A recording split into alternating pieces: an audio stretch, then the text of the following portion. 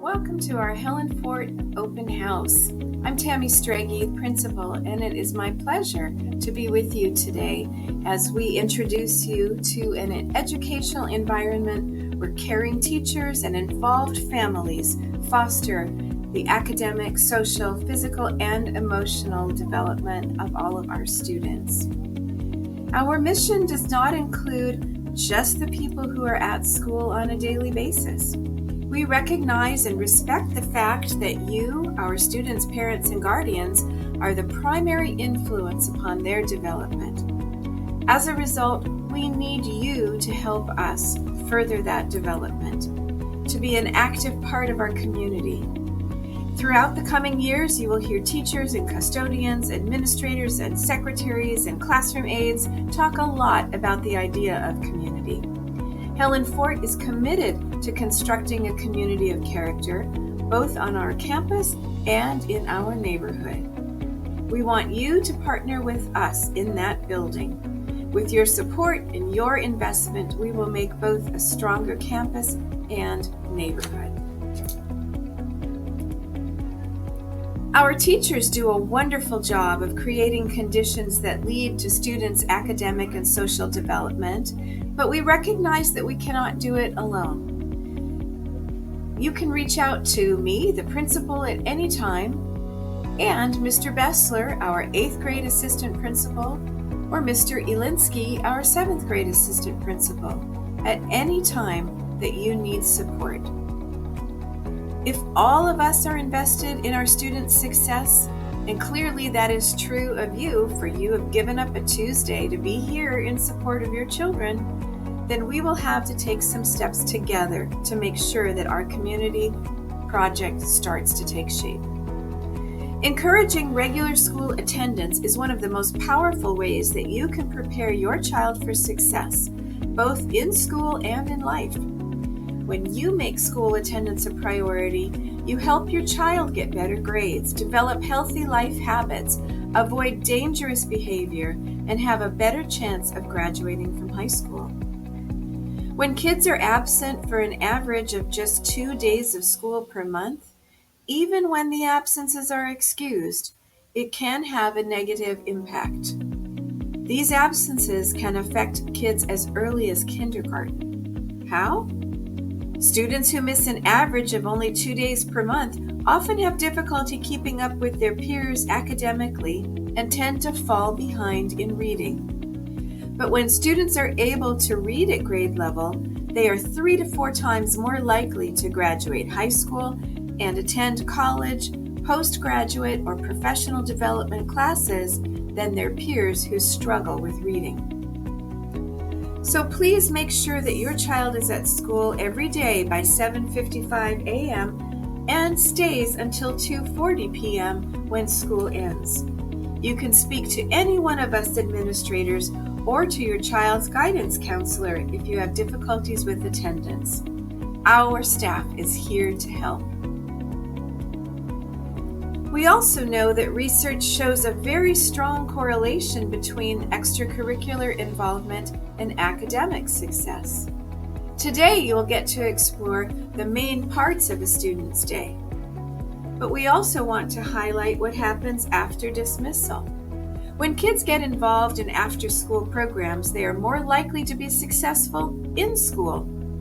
After-school programs ignite kids' passion for learning, teach them new things, and offer them an opportunity to connect with other mentors, teachers, and peers who care. Students who participate in our quality after-school programs improve their school attendance. Please be reminded that if your child is interested in any fall sports, every student who participates in a sport must have a physical, and the paperwork must be turned in by Monday, September 10th. You can get that paperwork on our website. We want to support your students' involvement to help students feel connected to their school community and make them less likely to be absent. We are home to dozens of clubs and activities. There truly is something for every child to be involved in. Thank you for giving us your time this afternoon and this morning. We know that your investment of time means a great deal to your child, although you may never even hear about that. We know that with your help, you will see our construction of this community flourish. Hello students, this is Mr. Elinsky. I am the 7th grade assistant principal at Helen Fort Middle School, and I will be walking you through the arrival and breakfast procedures. First, when you are at your bus stop and you enter the bus, you are required to wear a mask. If you do not have a mask handy, you can ask your bus driver to provide you one. It is good practice to keep an extra mask in your backpack if this ever occurs. Upon arrival to the school, 7th and 8th graders will be dropped off at different points. 7th graders, you will enter by the gymnasium to the far right. 8th graders, you will be dropped off by the auditorium atrium area. At these points, you'll be met by assistant principals, Mr. Bessler and myself. Parents will drop off students on the far side of the auditorium at a security checkpoint. Security will release those students into the building and they will enter through the 8th grade drop-off point. From here, all students coming in through their entry points will get a grab-and-go breakfast. You will take your breakfast directly to homeroom, where you'll eat your breakfast there, and your homeroom teacher will take your attendance. I repeat, you are to go directly to homeroom. There is no wandering the hallways and checking in elsewhere.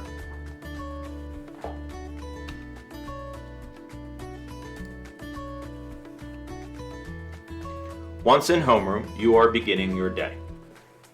We have a block schedule with some periods being 2 periods and others being 1 period. Language arts and mathematics are 2-period classes. All other classes are 1 period or half a block.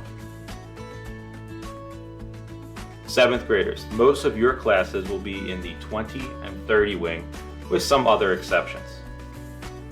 8th graders, most of your classes will be in the 60, 50, and 40 wing and some in the 30 wing. All students who are taking electives or special classes will have classes all around the school. Please look at the map to see where some of our special classes are at. On the far right, we have the gymnasium. We have the media center in the middle. We have Spanish and art, the STEAM program, and our wood shop in the 50 wing. And in the auditorium area, we have our stage and auditorium, along with our chorus classes and band classroom.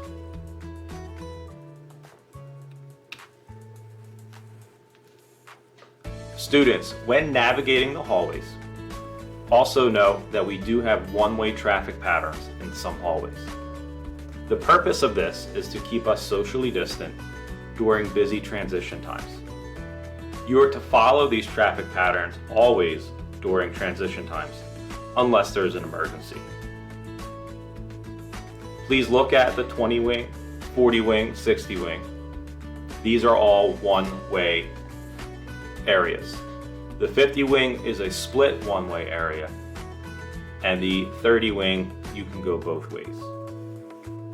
There will be clear markings with green arrows on the ground to let you know the direction of the hallway traffic.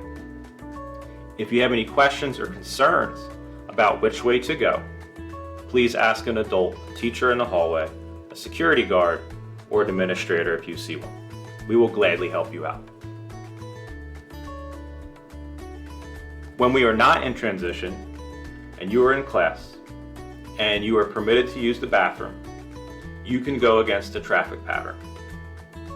Again, the traffic patterns are only meant for busy transition times to promote social distancing.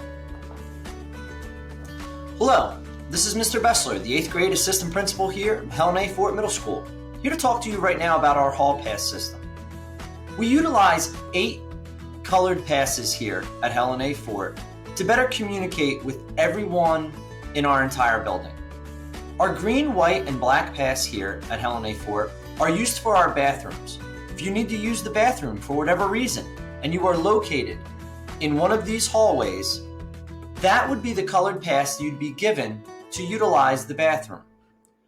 If you are feeling ill or need to see the nurse for whatever reason, you would take our red pass. Our red pass would immediately communicate to everybody in the hallways as to where you were headed specifically and could receive assistance if needed. Our purple pass is our guidance or child study team office pass.